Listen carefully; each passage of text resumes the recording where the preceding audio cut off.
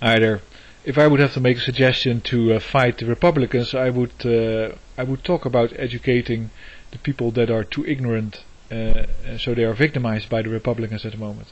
The way I understand it works is that you have, of course, democracy was an idea where people make up their own mind, wise people, smart people, and then they differ in opinion, of course, but they discuss things, and in the end they don't resolve the discussion, but they vote. And then one side vote for alternative A, the other side vote for alternative B, but they all have an idea what they're talking about.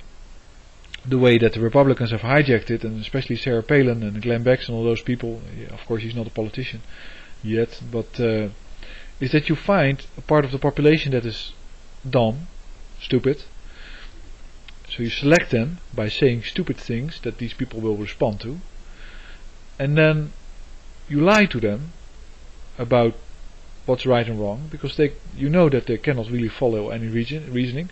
So you basically go there and say, well, we really have to fight to keep the sun warm, because the sun will get cold if we all turn on our thermostat.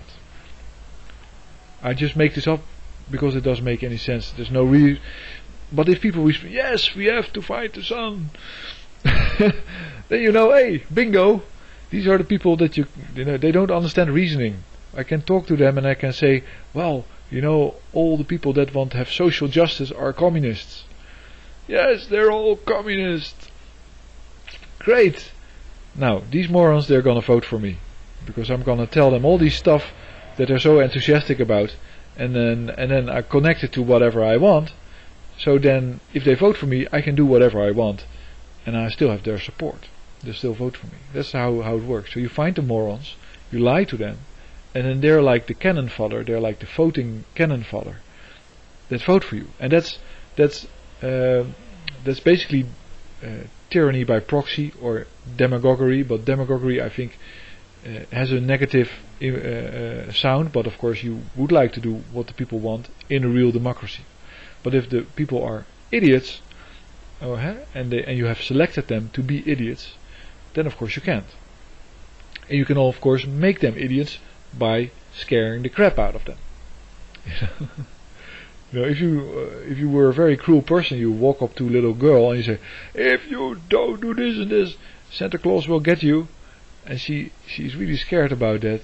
Well, she won't be able to think very clearly about anything else, and you can tell her all kinds of other nonsense, and that's cruel. If you do it to a child, if you do it to a grown-up person that hasn't learned enough, or hasn't investigated the world enough to know better, then it's legal, and that's what's happening. To counter that, you have to educate those people. Those people need to be educated, and of course a good reason to inoculate them against education is to make them scared of everything that is not Sarah Palin or Republican. So all the other people in the world are activists, communists, you name it. Close down their explorative instinct, which you do by using fear. So basically the way the Republican strategy works is that you find idiots. So these are the people that watch Glenn Beck and think that there's some sense in it. You scare the crap out of them, so they stay where they are and they don't look any further.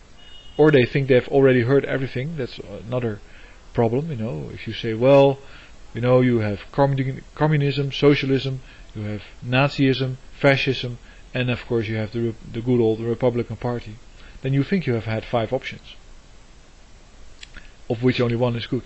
But of course, there are more options.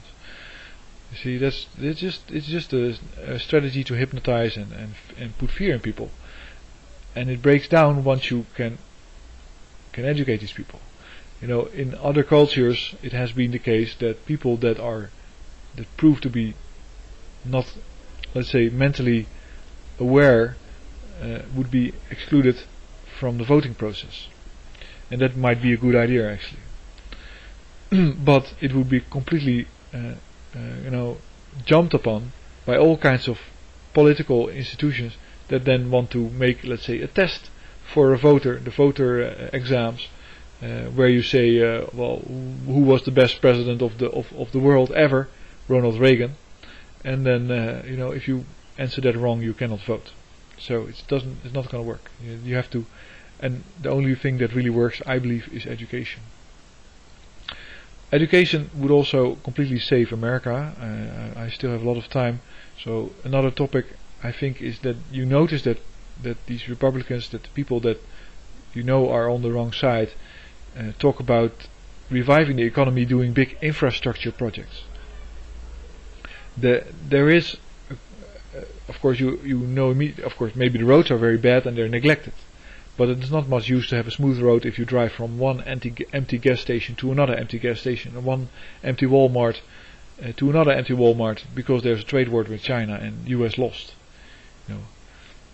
But there's another aspect of it, and that it keeps you from thinking something else. It gives you something to consider, and it shouldn't be anything that you should consider, but by considering it, you're not thinking about the other stuff. So what would happen if Obama comes up to the stand and says, we're going to have a huge economic stimulation program.